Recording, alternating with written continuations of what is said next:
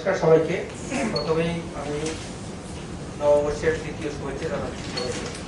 তো আপনি যে কোশ্চেনটা করেছেন সেটা যেটা আছে যে বাংলাদেশের বর্ডার ফেন্সের অপোজিটে যারা আছে তাদের ক্ষেত্রে ডিস্ট্রিবিউশন করা, আমাদের রেশন কমিউনিটি ডিস্ট্রিবিউশন করা বা তাদেরকে সব কমিউনিটিগুলো তারা কীভাবে পাবে, সেক্ষেত্রে আমাদের শুধু বর্ডার ফেন্সের অপোজিট সাইডে যারা আছে তারাও না, যারা রিমোটেস্ট এরিয়াতে আছে, আমরা প্রথম থেকে যখনই গভর্নমেন্টের একটা ডিসিশন হয়েছে যে রিমোটেস্ট এরিয়াতে যারা থাকবে তাদেরকে আমাদের যারা এফপি শপের ওনার যারা আছেন ওনারা গাড়ি করে নিয়ে যাবেন, নিয়ে রেশন কমিউনিটি ওখানে ডিস্ট্রিবিউশন করে তারপরে আসবেন।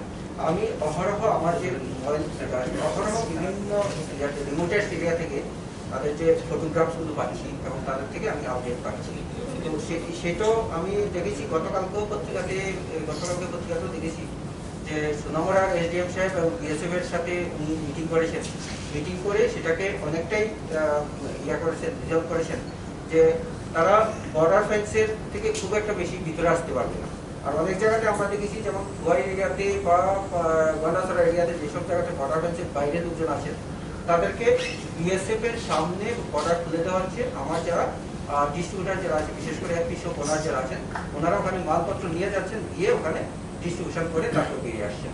আর কিছু কিছু এরিয়াতে বর্ডার ফেন্সের অপোজিট সাইড যারা আছে তাদেরকে খুব একটা বেশি এরিয়া ভিতরে আসতে দেন না, তারা যেহেতু বাংলাদেশের সাথে তাদের যোগাযোগ আছে, তাদেরকে একটা নির্দিষ্ট এরিয়াতে যেখানে পজ মেশিনটা কাজ করছে সেই সব জায়গা মধ্যে জেলা করছে, এসে তারা মেটেরিয়ালগুলো নিয়ে যাচ্ছেন। তো সেই ক্ষেত্রে আমাদের এখন পর্যন্ত খুব একটা বেশি অসুবিধা হয়নি। আমি যদি আপনাদেরকে এই ব্যাপারে একটা ছোট্ট একটা স্ট্যাটিস্টিক্স দিই যে রাজ্য সরকার যে ফ্রি চালটা অ্যালট করেছিলেন তার 94% ফ্রি চাল লিফটিং হয়ে গেছে। আমাদের এটা একটা মেজর রেকর্ড, এত বেশি পরিমাণে চাল কোনো সময় মানে রেশন কমিউনিটিস লিফটিং হয় না কেস থাকাকালীন। এটা হলো ফ্রি রেশনের ক্ষেত্রে। আর যেটা প্রাইম মিনিস্টার গরিব কল্যাণ অন্ন যোজনা যেটা আছে সেই ক্ষেত্রেও আমরা 7 তারিখ থেকে শুরু করেছিলাম। 7 তারিখ বেশ মুষ্টিমেয় একটা রেশন শপে সেটা চালু হয়েছিল। তারপর থেকে আজকে অবধি, আজকে 3টা অবধি যেটা আছে 4টা অবধি আমার প্রায় 77% লিফটিং হয়ে গেছে। মানে এত এটাকে মানুষ লিফটিং করছে। তো এটা থেকে বোঝা যায় মানে খুব একটা বেশি ইয়া নেই। এই যে 94% যেটা আছে এটা আরো 2% বেড়ে যাবে। আমার 30টা রেশন শপ আছে যেখানে নাকি পজ মেশিনে আমরা করতে পারি না, সেটাতে কানেক্টিভিটি নেই, সেটা আমরা পারমিশন দিয়ে রেখেছি সেসব জায়গাতে রিমোট এরিয়াতে। তো এটা অ্যাড হলে পরে আরো 2% মতো ইনক্রিজ হয়ে যাবে 2টা ক্ষেত্রে। তো এটা হলো একটা ইয়ে।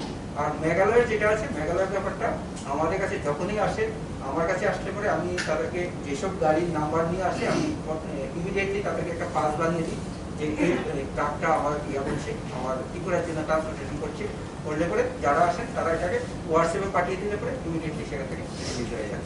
তো এরকম মেজার আমরা নিচ্ছি। তাছাড়াও গতকালকে আমার বিসি ছিল, আজকেও বিসি ছিল মিনিস্ট্রির সাথে, সেই বিসিগুলোতে আমরা রেজ করেছি। আমি প্রত্যেকদিনই একটা ইস্যু রেজ করি যে আমার এখানে কিছু কিছু এরিয়াতে একটু সমস্যা হচ্ছে ট্রান্সপোর্টেশন মেঘালয়ের ক্ষেত্রে। ওনারা সেন্ট্রাল লেভেলেও সেটা রিজলভ করেছেন এবং আজকে যে রিপোর্টটা এসছে সেই রিপোর্টে বলছেন যে তারা এটাকে টেক আপ করেছেন, মেঘালয়ের গভর্নমেন্ট এটাকে টেক আপ করেছেন, খুব একটা বেশি সমস্যা হবে না। সমস্যা হলো